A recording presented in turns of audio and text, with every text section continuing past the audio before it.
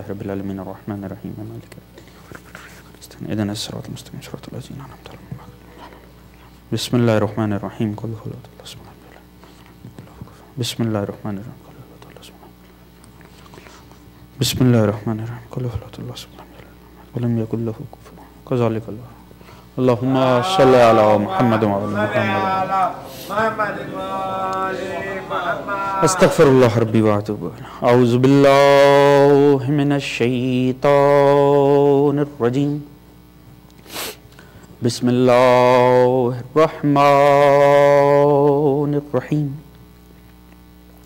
الحمد للہ المعروف من غیر رویت وخالق من غیر منصبت خلق الخلائق بقدرته واستبدل الارباب بعزته وسعد العظماء بجود نحمده ونصلي على رسوله الكريم أيها المكي المدني الأمي الاتح التهامي صاحب وقار والسكينة المدفون بأرض مدينة ابو القاسم مصطفى محمد اللهم صل على محمد وعلى آله الطيبين الطاهرين المظلومين المعصومين الذين أذهب الله عنهم الرجس وطهرهم تطهيرا اللهم صل على محمد وعلى محمد اما بعد فقد قال اللہ تعالی سبحانہ فی قرآنہ المجید وفرقانہ الحمید وهو الكتاب المحکم وقولہ الحق بسم اللہ الرحمن الرحیم لقد من اللہ علی المؤمنین اذ بعث فیہم رسولا من انفسہم یتلو علیہم آیاتہ ویزکیہم وَيُعَلِّمُهُمُ الْكِتَابَ وَالْحِكْمَةَ وَإِنْ كَانُوا مِنْ قَبْلُ لَفِي ضَلَالٍ مُبِينٍ صلوات محمد محمد وعجل فرجهم عزیزان محترم، دعا ہے رب کائنات آپ تمام مومنین کا اس مجلس اعزا میں آنا، اس فرش اعزا کا بچھایا جانا رب کریم اپنی بارگاہ عالی میں قبول و منظور فرما۔ بسط کے ذکر آل محمد رب کریم آپ کی تمام نیک دلی شرعی حاجات کو بر لائے، تمام مومنین کے رزق، عزت، دولت، علم، فہم، شعور، صحت میں برکت عطا فرمائے، تمام مومنین خصوصاً پاکستان، افغانستان، یمن، بحرین، شام، سعودیہ، قطر، کویت میں موجود مومنین، عراق جو انتہائی مشکل حالات سے جی رہے ہیں، دعا کیجئے رب کائنات ان کے جان و مال، عزت ناموس کو محفوظ فرمائے۔ دشمنان آل محمد اگر قابل اصلاح و ہدایت ہیں رب کریم انہیں ہدایت عطا فرمائے، قابل ہدایت نہیں ہیں انہیں نیست و نابود فرمائے، امام زمانہ علیہ السلام کا ظہور جلد فرمائے، ہم سب کو آپ کی سپاہ میں شامل فرمائے، ہم سب کو آپ کے منتظرین میں شمار فرمائے، تمام مومنین کو آپس میں اتفاق، اتحاد، پیار، محبت، خلوص، اخوت عطا فرمائے، ہم سب کو سیرت آل محمد پڑھنے، اسے سمجھنے اور اس پہ عمل کرنے کی توفیق عطا فرمائے، تمام مرحومین سمیت ہم سب کو شفاعت محمد و آل محمد سے بہرہ مند فرمائے، سوائے غم آل محمد کے کوئی غم عطا نہ فرمائے۔ بلند تر صلوات پڑھیں اللہم صلی علی محمد و آل محمد وعجل۔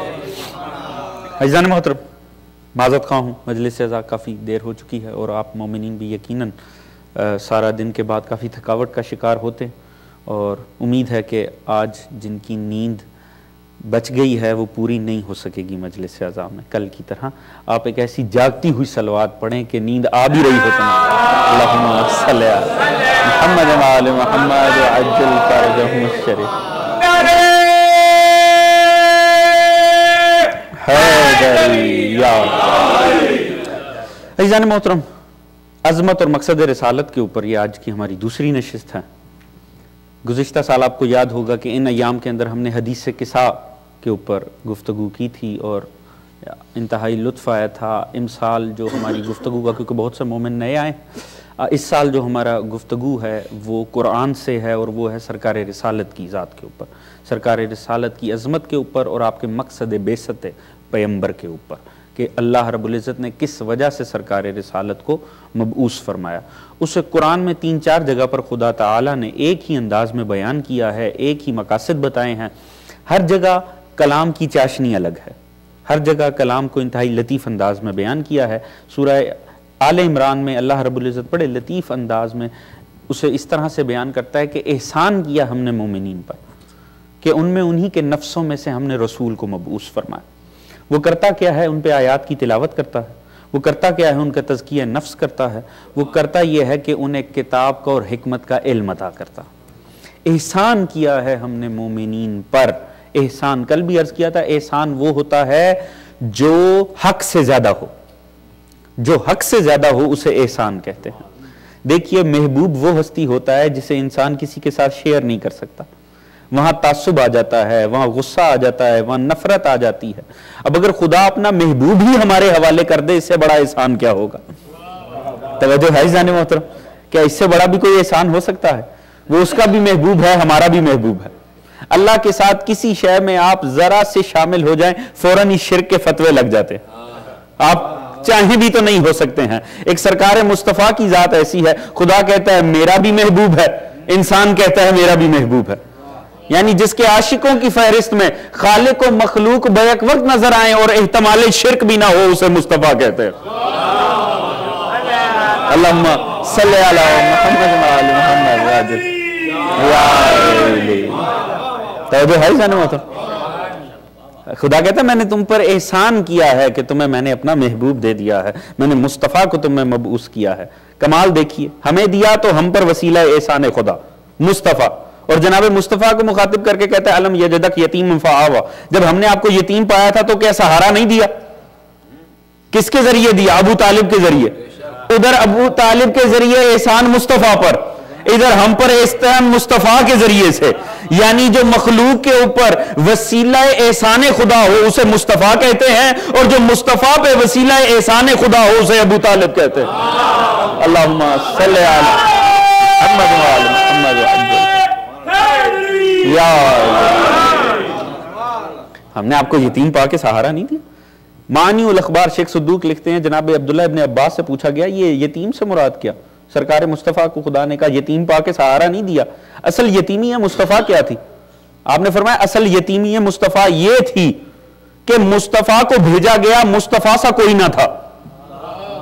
یہ تھی یتیمی مصطفیٰ کہ مصطفیٰ مخلوق میں آئے ضرور مگر مصطفیٰ جیسا ہی کوئی نہ تھا۔ توجہ ہے جان محترم؟ کل میں نے کیا عرض کیا تھا؟ مبعوث کیا مومنین میں، مبعوث کیا مومنین میں، جن میں ہونا چاہیے وہ پہلے سے ہونے چاہیے۔ توجہ ہے جان محترم؟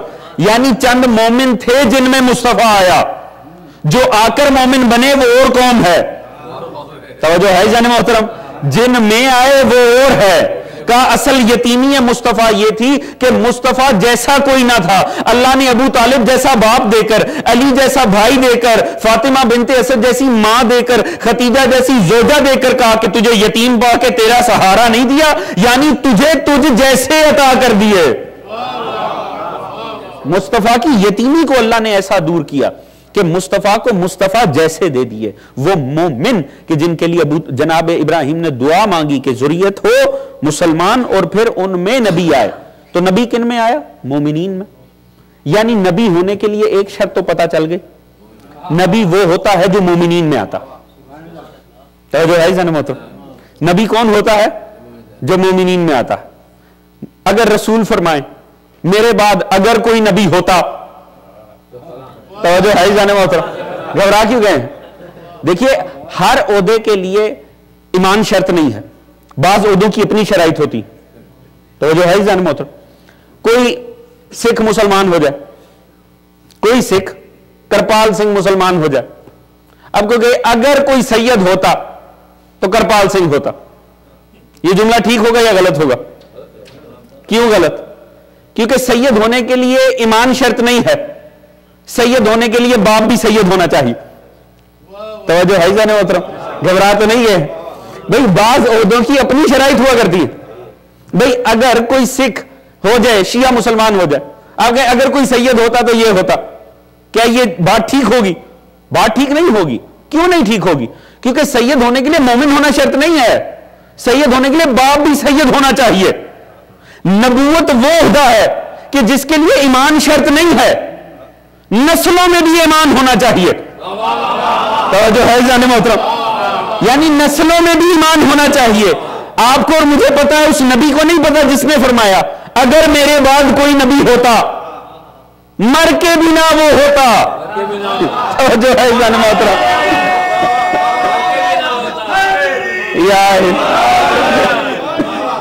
کسی صورت نہ ہوتا. کیوں؟ کیونکہ ہونے کے لیے نسلوں میں ایمان ہونا چاہیے. جہاں نسلوں میں ربط ہی موجود نہ ہو، ایمان کہاں سے آئے گا؟ درود پڑھیے گا محمد و آل محمد، اللہم صلی علی محمد و آل محمد. توجہ ہے عزیزان محترم؟ جہاں نسلوں میں قرار نہ ہو، وہاں کس طرح سے ہو جائے. اسی لیے ہمارا ایمان ہے کہ کسی بھی صورت وہ نبی اور کسی بھی مشرک کی اولاد کسی صورت نہ نبی ہو سکتی ہے نہ امام ہو سکتی. یہ ممکن ہی نہیں ہے. اس عہدے کے لیے لازمی یہ ہے نسلوں میں ایمان ہو. اسی لیے اللہ نے کہا میں مومن ہر کسی میں نہیں بھیج رہا ہوں، میں مومن بھیج رہا ہوں کس میں؟ اہل ایمان میں، مومنین پہ. احسان ہے میرا مومنین پر کہ ان میں اللہ کا نبی بھیج رہا ہوں. وہ کرتا کیا ہے؟ وہ 4 کام کرتا. اچھا، اس آیت میں کہا کہ میں مومنوں میں بھیج رہا ہوں، مگر ایک بڑی غلط فہمی پیدا ہوئی. کہاں؟ سورہ جمعہ کی دوسری آیت میں. کیا ارشاد فرمایا؟ هو الذی بعث فی الامیین رسول منہم، میں نے امیوں میں انہی میں رسول مبعوث کیا. توجہ ہے ذہن میں؟ میں نے امیوں میں انہی میں رسول مبعوث کیا. امی سے مراد یہ لیا گیا کہ ان پڑھ. ایسے ہی ہے، ان پڑھ. امام محمد تقی علیہ السلام صلی اللہ علیہ وسلم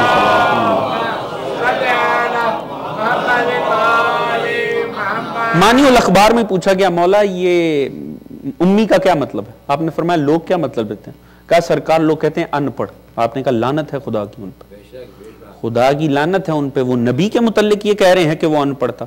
کہا سرکار پھر امیوں کا آپ نے فرمایا یاد رکھو 73 زبانوں کے عالم تھے رسول، 73 زبانوں میں کلام کرتے تھے رسول. اب اس کا یہ مطلب نہیں ہے کہ 74ویں زبان میں نہیں کر سکتے تھے. جہاں کہا جاتا ہے نا اللہ 70 ماہوں سے زیادہ پیار کرتا، 70 ماہوں جتنا. اس کا یہ نہیں ہے کہ 71 ماہیں ایک طرف ہوں گی تو اللہ کا پیار کم پڑ جائے گا. وہ بس اس دور کے اندر کثرت کا اظہار کرنے کے لیے یہ الفاظ استعمال ہوتے تھے. 70 73 اس کا مطلب ہوتا تھا میکسیمم، اس کا مطلب ہوتا تھا بہت زیادہ. اب سوچئے جس دور کے اندر بہت زیادہ کی تشبیہ 70 73 سے دی جاتی ہو، اس دور میں جناب ختیجہ نے 70,000 اونٹ وہ بھی مال تجارت کے رسول کے اوپر وار دیے. اندازہ کیجئے جس دور میں 70 73 بھی لمٹ کے طور پہ بتائے جاتے تھے، یہ وہ دور تھا. تو آپ نے فرمایا 73 زبانوں میں کلام کرتے تھے. یعنی وہ کوئی زبان نہیں تھی جس میں پیغمبر کلام نہیں کر سکتے تھے. چونکہ مکہ کو کہا گیا کہ یہ ام القرى ہے، یعنی ایک ایسی سینٹرل بستی کہ جس میں سے چھوٹی بستی کو سامان کی ترسیل ہوتی، یعنی ایک ایسا مرکزی شہر کہ جہاں سے چھوٹے شہروں کو سامان جاتا ہو، اسے ام القرى کہتے ہیں، جہاں سے سپلائی جاتی ہو. تو اس وجہ سے مکہ کے رہنے والے امی کہلائے. یعنی معاذ اللہ اس کا تعلق ان پڑھ ہونے سے نہیں تھا. اور ویسے بھی تعجب کی بات ہے، یہ وہی نبی ہے جس کے بارے رسول نے فرمایا وما ينطق عن الهوى، یہ اپنی مرضی سے تو بولتا ہی نہیں ہے. توجہ ہے ذہن محترم؟ جو اپنی مرضی سے بولتا نہیں ہوگا کیا وہ اپنی مرضی سے پڑھتا ہوگا؟ توجہ ہے ذہن محترم؟ جو اپنی مرضی سے بولتا نہیں ہے کیا اپنی مرضی سے پڑھتا ہوگا؟ یعنی وہ تو بولتا وہ ہے جو اللہ چاہتا ہے، وہ دیکھتا وہ ہے جو اللہ چاہتا ہے، وہ کرتا وہ ہے جو اللہ چاہتا ہے. تو چلو مصطفیٰ نہیں پڑھ سکتے تھے، کیا خدا کو بھی پڑھنا نہیں آتا تھا؟ توجہ ہے ذہن محترم؟ کیا خدا نہیں پڑھنا جانتا تھا جو مصطفیٰ کے ذریعے پڑھ لیتا؟ کیوں نہیں؟ کس وجہ سے نہیں؟ آپ نے فرمایا ایک وجہ ہے، اگر کچھ مصطفیٰ کو پڑھتے ہوئے دیکھتے تو ہوتا کیا؟ الزام لگا دیتے. کل کو لانا تھا قرآن، کرنی تھی آیات کی تلاوت. اس لیے کچھ کسی کتاب کے پاس نظر نہ آئے کہ ہوتا یہ اگر کتاب کو کھولتے ہر کوئی کہہ دیتا وہاں سے دیکھ کر قرآن لکھ دیا. قرآن معجزہ نہ رہتا، معجزے کے اوپر شک آ جاتا. اسی لیے فرمایا وما کنت تتلو من قبلہ من کتاب ولا تخطہ بیمینک اذا لارتاب المبتلون. پیغمبر اگر آپ اس سے پہلے قرآن، اگر اس سے پہلے آپ کوئی کتاب لکھے ہوئے ہوتے یا پڑھے ہوئے ہوتے تو اہل باطل شبہ میں پڑ جاتے. یعنی اگر آپ کسی کتاب کو کھولتے، اگر آپ کوئی کلام پڑھتے تو اہل باطل شبہ میں پڑ جاتے. کس وجہ سے؟ قرآن کے متعلق مشکوک ہو جاتے تو اہل باطل شبہ میں پڑھتے. نبی کے پڑھنے کے اوپر شبے میں اہل باطل پڑھا کرتے ہیں. توجہ ہے جانے ہوتا شک کرتے ہیں اہل باطل پیغمبر کے بارے میں. اب جو بھی نبی کے پڑھنے کے بارے میں شبہ کرے بس وہی اہل باطل. تو وجہ کیا ہے آخر کس لیے ہوا؟ صرف اتنا تھا پیغمبر نے کاغذ قلم مانگ لیا تھا, انکار ہی کر دیا, پڑھنا ہی نہیں جانتے تھے. کیونکہ اگر مانے کہ پڑھنا لکھنا جانتے تھے تو پھر بتانا پڑھنا تھا کاغذ قلم کس وجہ سے نہ عطا کیا. لہٰذا الزام لگا دیا کہ آپ نے فرمایا اس سے مراد صرف مکہ ہے, کہ مکہ کے رہنے والوں پہ اللہ نے چونکہ انہی میں پیغمبر تھے اس لیے یہ فرمایا. کرتا کیا ہے پیغمبر؟ 4 کام پیغمبر کرتا ہے. سب سے پہلے آیات کی تلاوت کرتا ہے, دوسرا تزکیہ نفس کرتا ہے یعنی ان کے نفوس کو پاک کرتا ہے, تیسرا کام کیا کرتا ہے؟ کتاب کا علم دیتا ہے, حکمت کا علم دیتا ہے. ان چاروں کاموں کے اندر قرآن کہاں؟ قرآن پہلی جگہ پہ. آیات کی تلاوت کرتا, یہ ہو گیا قرآن. تزکیہ نفس کرتا ہے, یہ مصطفیٰ کا کام ہے. اب چاہے مصطفیٰ قرآن کے ذریعے کرے, حدیث کے ذریعے کرے, تاریخ کے ذریعے کرے, وہ علم دیتا ہے کتاب کا, حکمت کا. قرآن کو صرف پہلی جگہ کوٹ کیا, یعنی کار رسالت میں قرآن کا حصہ کتنا ہوا؟ 1/4. ایسے ہی ہے جی, پہلے آیات کی تلاوت, تزکیہ, علم کتاب, علم حکمت. قرآن کے پہلی آیات کی تلاوت کو پہلی جگہ منشن کیا. یعنی اب اگر کوئی یہ کہے کہ میرے لیے قرآن کافی ہے, اس کا مطلب ہے کار رسالت اس کے اوپر کامل ہوئے ہی نہیں. وہ نبی کی تمام ہدایت میں سے صرف 1/4 رکھتا. دیکھیے غور کرنے کی بات ہے, جس 4 چیزوں سے اللہ نے جو 4 چیزیں بتائی ہیں نا, ہدایت کا ٹوٹل تسلسل ہی یہ ہے. سب سے پہلے جناب مصطفیٰ نے آغاز ہدایت کہاں سے کیا؟ آپ جا کے کعبے کے پاس کھڑے ہو گئے, آیات کی تلاوت شروع کر دی. لوگوں نے پتھر بھی مارے, لوگوں نے بدتمیزیاں بھی کی, مگر رسول خدا بس وہاں کھڑے ہو کر قرآن پڑھنا شروع کر دیتے. لوگوں نے اپنے بچوں کو روکا, وہاں نہیں جانا, اپنوں کو باؤنڈ کیا اس طرف نہیں جانا. کیوں؟ پتا ہے کہ وہاں سب محمد ابن عبداللہ صلی اللہ علیہ وآلہ وسلم کھڑے ہو کر قرآن کی تلاوت کرتے ہیں. اب قرآن کی تلاوت کی, قرآن کی تلاوت کی, جہاں جہاں تک تلاوت گئی اس کے 2 اثر ہوئے. بعض لوگوں نے دیکھا اور دل پگھل بھی گئے. حقیقتاً یہ ہوا کہ بعض لوگوں کے دل پگھل گئے. بعض لوگوں نے قرآن کی ظاہری تلاوت سن کر ایمان لیا, اور بڑے بڑے عظیم ہستیوں کے قبول اسلام میں آپ کو قرآن کی تلاوت ضرور ملے گی. یہ کلام قرآن کا اور ناطق قرآن کا کمال ہے کہ ان کی ظاہری تاثیر بھی اتنی شدید ہوتی ہے کہ چاہے دل سے قبول نہ بھی کریں, منہ پہ بخن بخن آ ہی جاتا ہے. ان کی ظاہری تاثیر میں اتنی طاقت ہے. تو کیا ہے کہ 2 ہی کام ہوئے, بعض لوگ اپنی نفرت میں بڑھ گئے, بعض لوگوں کے دل پگھل گئے, بعض لوگ کلمہ پڑھ لیا. جنہوں نے کلمہ پڑھ لیا اب شرابی تو تھے, زانی تھے, زمانہ جاہلیت کا ہر عیب اپنے ساتھ لے کر آئے تھے. دوسرے رخ کیا گنوایا اللہ نے؟ یتلو علیہم آیاتہ ویزکیہم, اور تزکیہ کرتا. جن پر آیات کی تلاوت نے اثر کیا اب ان کے تزکیے کی باری ہے. مصطفیٰ نے ان کی نجاست کو دور کیا, ان کے زمانے جاہلیت کی خباثتوں کو دور کیا, ان کی ذات میں طہارت کو بھرا, ان سے عیب دور کیے, ان سے تمام قسم کے گناہوں کی علائشوں سے دور کیا, انہیں پاک کیا. اب جب پاک ہو گئے تو تیسری نوبت آئی, یتلو علیہم آیاتہ ویزکیہم ویعلمہم الکتاب. پھر اب انہیں کتاب کا علم دینا شروع کیا, کیونکہ طہارت ہو گئی, نفس پاک ہو گیا, باطن صاف ہو گیا, اب انہیں کتاب کا علم دینا شروع کیا. اب جب علم دے دیا یہ بھی نوبت ہو گئی, تو یہاں تک آتے آتے آپ دیکھ رہے ہیں درجے بڑھتے چلے جا رہے ہیں. پہلے وہ کہ ظاہری آیات سن کر ایمان لے آئے, پھر یہ کہ طہارت بانٹی گئی, نفسوں کو پاک کیا گیا, پھر یہ سٹیج آئی کہ انہیں علم دیا گیا, اور جب علم دیا گیا تو اب آخر میں کیا ہوا؟ جو اس میں بھی کامیاب تھے انہیں حکمت عطا کی گئی. کیونکہ حکمت کس چیز کا نام ہے؟ عقل کی معراج کا نام حکمت ہے. یعنی حکمت وہ ہے کہ جس کا درجہ بہت بلند ہے, یعنی عقل علم سے پالش ہو کر جس نہج کمال پہ پہنچے اسے حکمت کہتے ہیں. یہی وجہ ہے رسول نے فرمایا انا مدینۃ العلم وعلی بابو, میں شہر علم ہوں, علی اس کا دروازہ. پر جب حکمت کی بات آئی انا بیت الحکمت وعلی بابو, میں حکمت کا گھر ہوں اور علی اس کا دروازہ. جب علم کی تشبیہ دینی تھی تو پورا شہر گنوا دیا. توجہ ہے عزیزان محترم, جب حکمت کی بات آئی تو پورا شہر نہیں, گھر کہ علم کے شہر سے گزر کے حکمت تک آیا جاتا ہے.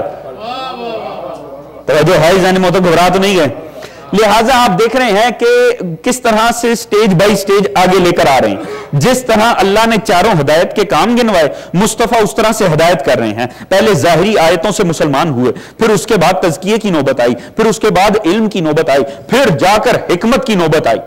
اب اگر کوئی یہ کہہ رہا ہے کہ میرے لیے قرآن کافی ہے, اس کا مطلب ہے وہ خود سے اعلان کر رہا ہے کہ مجھ میں سے تو اب تک نجاست کی دوری کی نوبت نہیں آئی. توجہ ہے عزیزان محترم, وہ تو خود منہ سے اعلان کر رہا ہے کہ میرے پر تو ابھی وہ سٹیج بھی نہیں آئی کہ میری نجاست کو دور کیا گیا. اب اگر مصطفیٰ کی زندگی کے تسلسل میں کہہ رہا ہے تو امید کی جا سکتی ہے کہ آگے چل کے ہو سکتا ہے نبی اس کی نجاست کو دور کر دے. اگر کوئی نبی کے آخری لمحے میں یہ کہہ رہا ہے کہ میرے لیے قرآن کافی ہے تو وہ یہ منہ سے بتا رہا ہے 23 سال کی ہدایت مصطفیٰ سے اسے کچھ بھی نہیں ملا ہے. وہ ابھی تک پہلی سٹیج کے اوپر کھڑا ہوا کہ میرے لیے تو قرآن کافی ہے, اور قرآن صرف اور صرف ایک رخ ہے, مصطفیٰ کی طرف سے آئی ہوئی ہدایت کا صرف ایک رخ ہے.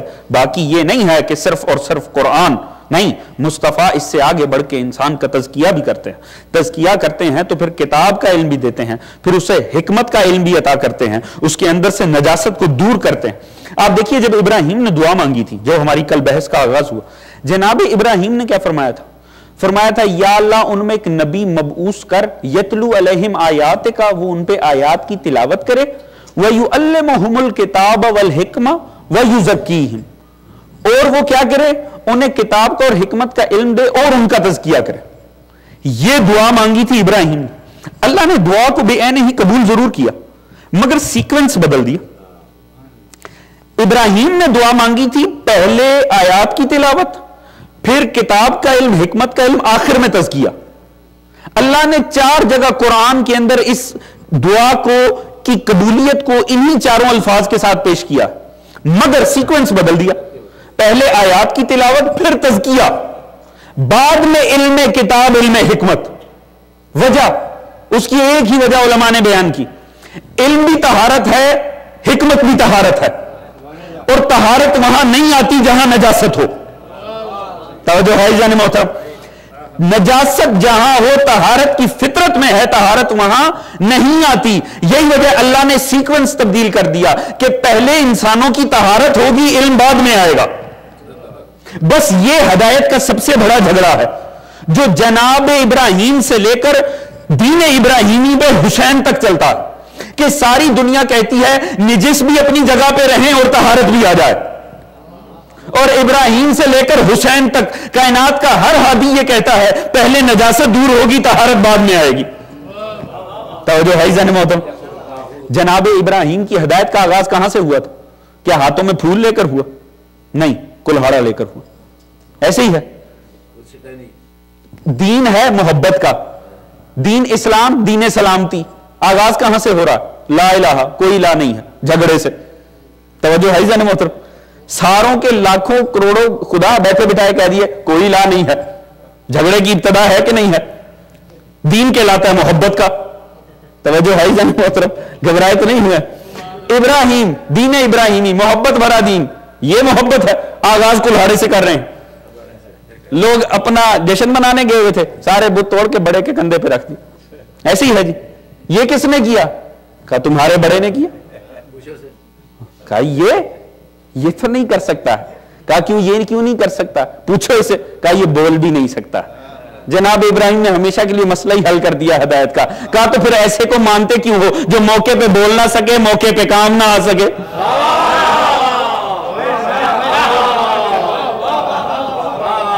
پھر ایسے بتوں کو مانا نہیں کرتے ہیں, ایسوں سے ہدایت نہیں لیا کرتے ہیں جو موقع کے اوپر کام ہی نہ آ سکے. رسول کا دور ہے, رسول نے کیا کیا؟ آغاز آپ نے کہاں سے کیا؟ دین کا آغاز کہاں سے ہو رہا؟ دین کا آغاز کسی مثبت کام سے تو ہوا ہی نہیں, منفیت سے ہو رہا ہے. لا الہ, کوئی لا نہیں, چلو جاؤ کام کرو. سب جھوٹے ہیں, سب دھوکہ, کوئی بھی خدا نہیں ہے الا اللہ, سوائے اللہ کے. سارے جھوٹوں کی نفی پہلے کی، سچے خدا کا تذکرہ بعد میں کیا. مصلحین کے نام سے پورا گروہ کھڑا ہوتا ہے تاریخ میں، یہ آئے رسول کے پاس، کیا ہو گیا آپ کو؟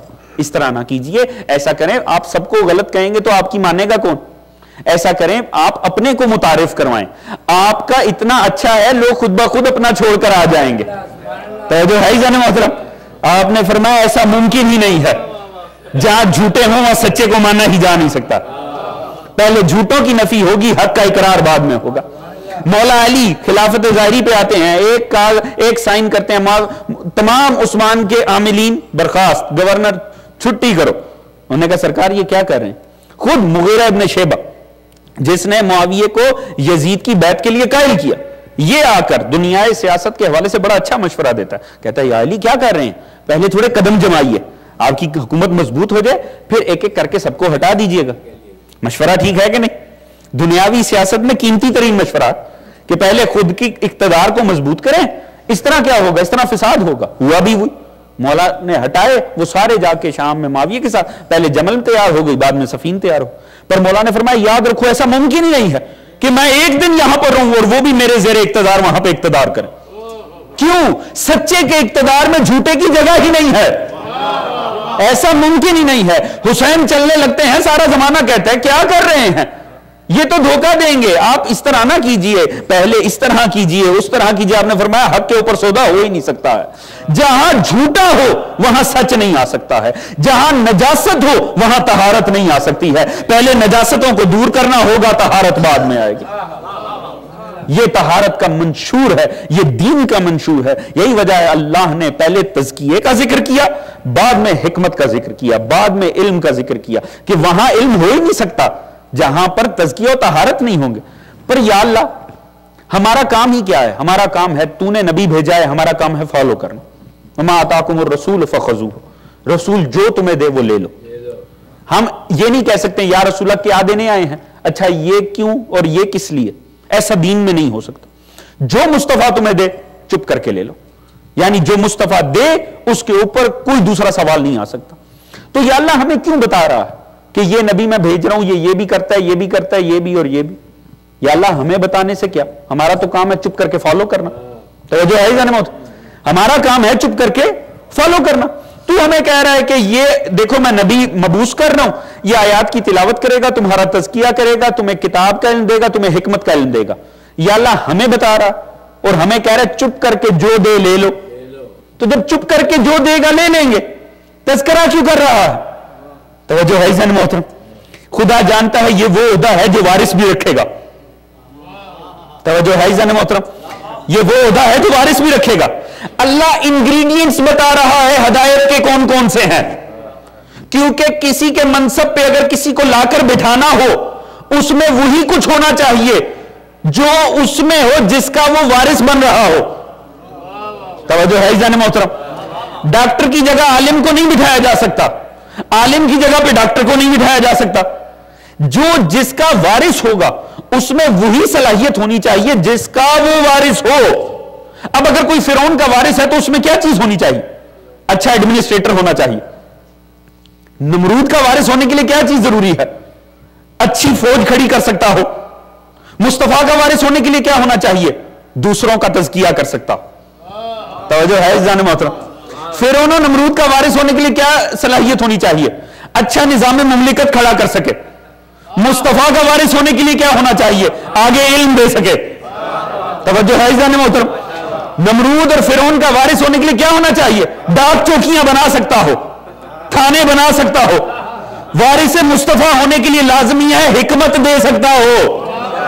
اللہ نے کہا اسی لیے یہ گنوا رہا ہوں تاکہ دیکھ لو، وارث نمرود ہونا اور بات ہے، وارث مصطفیٰ ہونا اور بات ہے.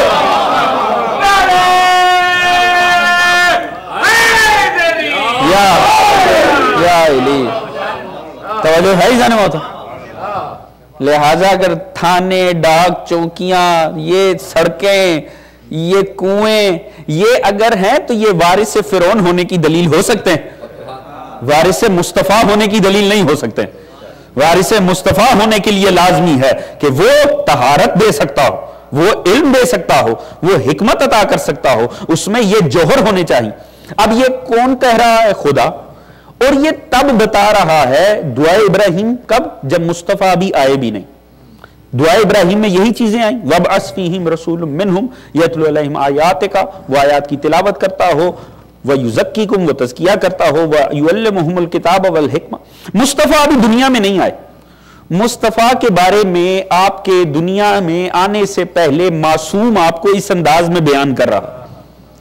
معصوم ابراہیم مصطفیٰ کو دنیا میں آنے سے پہلے ان خصائل کے ساتھ یاد کر رہا. ہمارا بھی تذکرہ ہوا ہمارے دنیا میں آنے سے پہلے ملائکہ کے سامنے. اللہ نے کہا میں انسان کو نیچے خلیفہ بنانے جا رہا ہوں. اتجعل فیہا من یفسد فیہا ویسفک الدماء، وہ جو لڑے گا، جو فساد کرے گا، جو دنگا کرے گا. یہ ہماری تعریف ہوئی ہمارے آنے سے پہلے. توجہ ہے جانے محترم، یہ بھی معصوم نے کی. مصطفیٰ کے دنیا میں آنے سے پہلے مصطفیٰ کا ذکر وہ بھی معصوم نے کیا. اندازہ کیجئے ابھی دنیا میں نہ ہم آئے نہ مصطفیٰ، اتنا فرق تھا معصوموں کے ذہنوں میں ہمارے متعلق. توجہ ہے عزیزان محترم. چلیے اس بات کو تھوڑی سی وضاحت کر دیتے. دیکھیے کوئی بھی شے ہونا، کوئی بھی شے، اب اس بات کو ذہن میں رکھیے گا، جو اب تک نہیں پہنچے انشاءاللہ اس بات پہ تو واضح پہنچے گا. آپ دیکھیے کوئی بھی شے آپ کے سامنے ہو، چار علتیں ہر کوئی رکھتا. کوئی شے آپ کے سامنے ہو، وہ چار علتیں، چار ریزنز، چار وجوہات کے ذریعے قائم ہوتی. یعنی یہ ممبر ہے، اس میں بھی یہ چار چیزیں لازمی، چار علتیں، ریزنز اس میں لگی ہوں. سب سے پہلے علت فاعلی، کوئی ہوگا اس کا بنانے والا، اسے دیکھ کے پتہ چل رہا ہے کسی نے بنایا. پھر علت مادی، کسی شے سے بنایا. علت سوری، کسی نقشے کو، ڈائیگرام کو ذہن میں رکھ کے بنایا. علت غائی، کسی وجہ سے بنایا. توجہ ہے جان محترم. چار علتیں، چار ریزنز، چار وجوہات ہونی چاہیے ہر کسی کے لیے. سب سے پہلے کوئی بنانے والا ہو، پھر کوئی شے ہو جس سے بنایا جائے، پھر کوئی نقشہ ہو جس پہ بنایا جائے، اور آخر میں کیا کہ وجہ ہو، کوئی نہ کوئی وجہ ہو جس کی وجہ سے اسے تخلیق کیا گیا. سرکار رسالت کی بھی تو ہوں گی. تو جو ہے جان محترم، خلق کس نے کیا؟ علت فاعلی کیا، وہی جو سارے جہاں کا خالق ہے، تبارک اللہ رب العالمین. علت فاعلی. علت مادی، کس چیز سے بنا؟ قد جاءکم من اللہ نور و کتاب مبین، تحقیق تمہاری طرف نور اور کتاب مبین آئے. پتہ چلا نور سے بنایا مصطفیٰ کو. تو جو ہے جان محترم، یا اللہ کیا ذہن میں نقشہ کیا تھا؟ علت سوری کیا ہے؟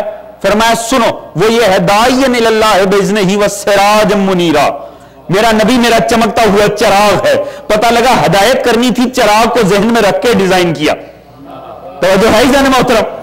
یا اللہ سمجھ میں آ گیا، بنایا تو نے، بنایا نور سے، بنایا تو نے ایک چراغ کو مد نظر رکھ کے. بنایا کیوں ہے؟ علت غائی کیا ہے؟ ریزن کیا ہے؟ فرمایا میں بھیجتا ہی نہ، وما ارسلناک الا رحمت للعالمین، میں نے عالمین کے لیے رحمت بنا کے مصطفیٰ کو بھیجا. یہ کس کے لیے بتایا؟ مصطفیٰ کے لیے. یہی چار علتیں ہمارے لیے بھی تو ہوں گی. سب سے پہلی کیا ہے؟ علت فاعلی. بنایا کس نے؟ وہی جس نے مصطفیٰ کو بنایا. تبارک اللہ رب العالمین. لیجئے ہم مصطفیٰ جیسے ہو گئے، مصطفیٰ ہم جیسا ہو گیا. توجہ ہے جان محترم. کیوں؟ بنانے والا ایک ہے. یہاں تو کہا جا سکتا ہے ہم اور نبی ایک جیسے. آگے بڑھیے. علت مادی کیا تھی؟ یا اللہ بنایا کس سے ہے؟ اس کے لیے کہا نور سے. ادھر من نطفت. اب کون کہے؟ کہہ ہی نہیں سکتے. آگے بڑھ جائیے. یا اللہ سوری، وہ کیا تھے؟ ان کے لیے چراغ. ہمارے لیے بیان نہیں کیا، بس اتنا کہہ دیا میں احسن الخالقین، لہذا تذکرہ ہی نہیں ہے. یا اللہ اسے بنایا عالمین کے لیے رحمت بنا کے. ہمیں کس لیے؟ وما خلقت الجن والانس الا لیعبدون. تم صرف بندگی کرو، تم صرف عبادت کرو. یعنی ابھی دنیا میں نہیں آئے ہیں، مگر اللہ نے واضح کر دیا، یاد رکھو مشیت الہی کے تقاضوں میں ہی مصطفیٰ تم جیسا نہیں ہے. جو مشیت الہی کے تقاضوں میں ہی ہم جیسا نہیں تھا، اب پیدا ہونے کے بعد ہم اس جیسے کس طرح سے ہو جائیں. اللہم صلی علی محمد وآل محمد وعجل. وہ تو یہ چار کام کرنے آیا ہے. وہ ہے کہ جو ہدایت کے لیے آیا. انہیں خلق کیا گیا ہے ہدایت دینے کے لیے، ہمیں پیدا کیا گیا ہے ہدایت لینے کے لیے. مقصد تخلیق ہی مختلف ہے.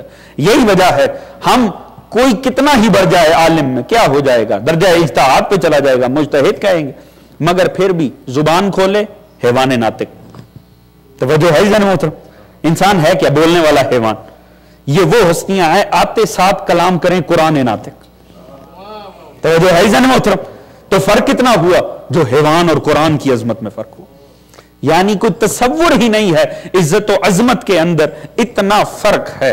عزیزان محترم ابھی وقت چونکہ بہت زیادہ ہو چکا ہے، انشاءاللہ ہم اس کل کی تقریر میں تھوڑا طویل کر دیں گے اس حوالے سے انشاءاللہ، اور جلد مجلس میں وقت کے اوپر شروع ہوگی. آپ بھی کوشش کیجئے گا وقت کے اوپر ہے انشاءاللہ، میں بھی کوشش کروں گا. علم وہ چیز ہے، حکمت وہ چیز ہے جسے دینے کے لیے پیغمبر آئے. اسلام کیا ہے؟ اسلام سرکار مصطفیٰ کی طرف سے دیا گیا علم ہے، حکمت ہے، تزکیہ ہے. لہٰذا دنیا کے دیگر مذاہب میں اور اسلام میں سب سے بڑا فرق کیا ہے؟ سوچیے سب سے بڑا فرق کیا ہے؟ اگر آج ہم ایک جملے میں کہنا چاہیں، اسلام سے بڑا مذہب ہے عیسائیت، وہ اپنے زیادہ پیروکار رکھتا. دوسرے نمبر پہ اسلام کو گنا جاتا. جتنے بھی مذاہب ہیں، جین مت ہے، بدھ مت ہے، ہندو مت ہے، جتنے بھی، ان میں اور اسلام میں فرق کیا؟ ایک فرق ہے، دنیا کے تمام مذاہب عشق کے اوپر قائم، اسلام علم اور منطق کے اوپر قائم. توجہ ہے جان محترم؟ آپ گھبرائے تو نہیں ہیں؟ دیگر تمام مذاہب اور اسلام کے اندر جو بنیادی فرق ہے وہ علم ہے. سارے مذہب عشق پہ چل رہے ہیں، عیسائیت عیسیٰ کے عشق پہ قائم ہے. اور ہمارے ہاں یہ بات اب سمجھنے کی، کیونکہ یہ وہ دور آ رہا ہے کہ جہاں عشق کو علم کے اوپر فوقیت دینے کی کوشش ہے. یاد رکھیے عشق وہی ہے جو علم کی راہ میں، علم کی روشنی میں جو عشق ہو وہی اصل عشق ہے. خالی عشق کے اوپر ہندو مت بہت زیادہ عشق کرتے ہیں. وہ تو اتنا عشق کرتے ہیں کسی بندر میں ان کو اپنے رب کا کوئی پرتو ملے وہ اس کے بھی آگے گر جاتے. تو ان سے زیادہ عشق جھاڑنے میں کون ہو؟ علم. عشق وہ جو علم کی روشنی کے اندر ہو. لہذا اسلام کا عیسائیت کا بنیادی فرق دیگر تمام مذاہب کا وہ علم ہے. آپ دیکھیں یہی وجہ ہے جو دور عیسائیت کے اندر گزرا اسے آج تک انسانیت ڈارک ایج کہتی ہے. ایسے ہی ہے زمانہ جاہلیت، اندھیرے کا زمانہ. وجہ کہ بس عشق تھا، بس چپ کر کے مان لو نظریات کو، علم کی بات نہیں کرنی. کئی سائنسدان شہید سائنس گزرے ہیں، بیچاروں نے علم کی بات کی، انہیں ذبح کر دیا، مار دیا گیا، پھانسی دے دی چرچ نے. کیوں؟ کیونکہ ان کا بتایا گیا علم مذہب کے نظریات سے ٹکراتا تھا، انہیں پھانسیاں دے دی گئی. لہٰذا ہر مذہب نے کوشش کی علم کو دبا دو، تب ہی ہم قائم رہ سکتے ہیں. کیونکہ جھوٹے مذہب تھے، جھوٹے ہوتے ہی وہ ہیں جو علم پر پابندی لگا کر قائم رہتے ہیں. توجہ ہے جان محترم؟ جھوٹوں کی دلیل یہ ہوتی ہے، جھوٹوں کی نشانی یہ ہوتی ہے، علم پر پابندی لگاتے ہیں. حق وہ ہوتا ہے کہتا ہے علم حاصل کرو، جتنا علم حاصل کرتے رہو گے اتنی میری عظمت سمجھ میں آتی چلی جائے گی. بس عزیزان محترم ہماری کوشش یہ ہونی چاہیے علم سے اپنے آپ کو سرشار کریں، اپنی اولاد کو سرشار کریں، اپنے نظریات کو. یاد رکھیے یہ دین امانت ہے محمد و آل محمد کی.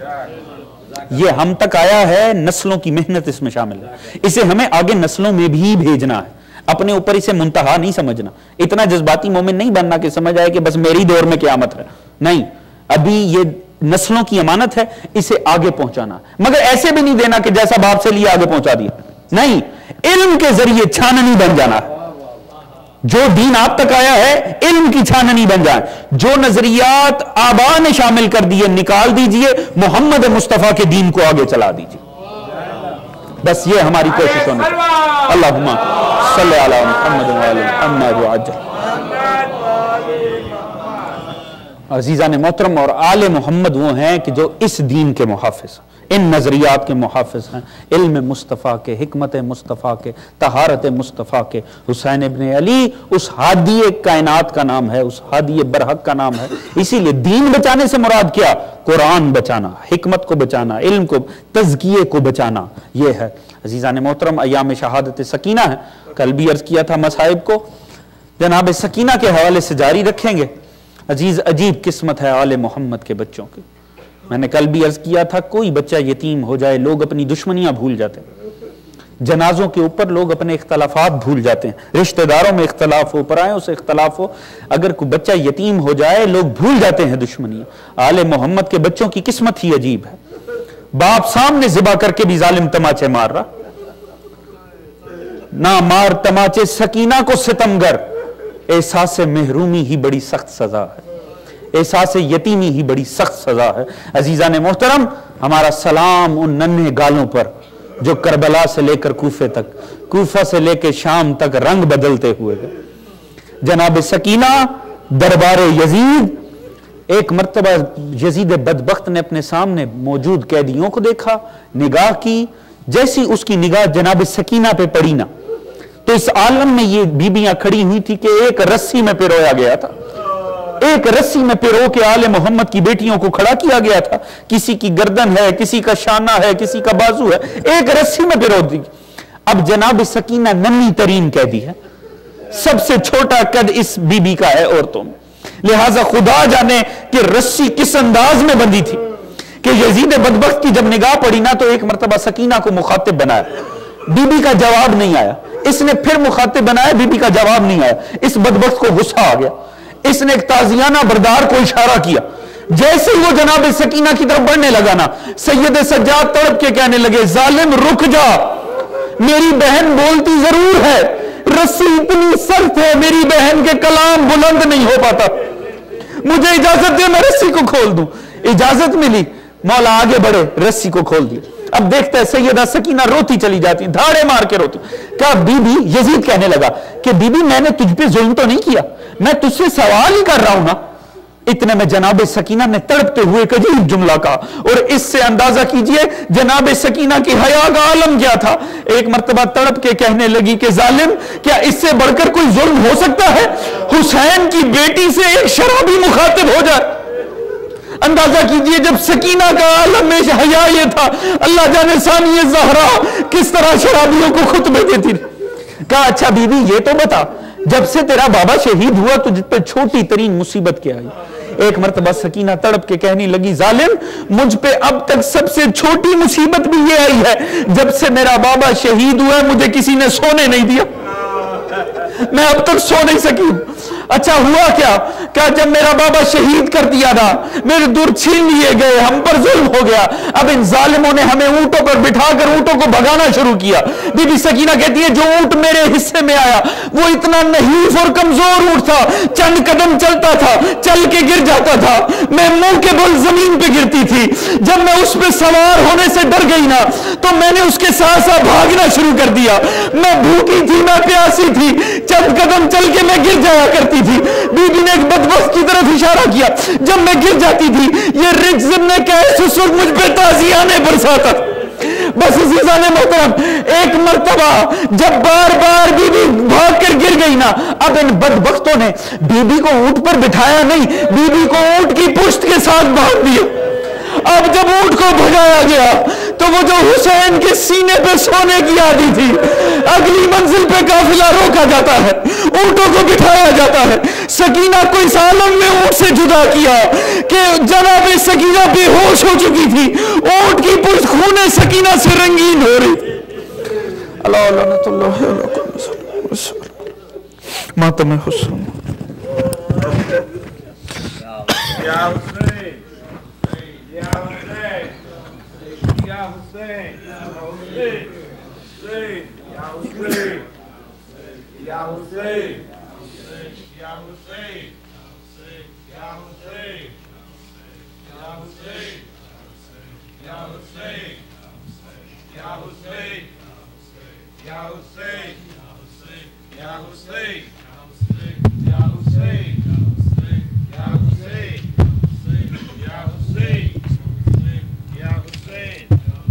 Ya Hussein, Ya Hussein, Hayya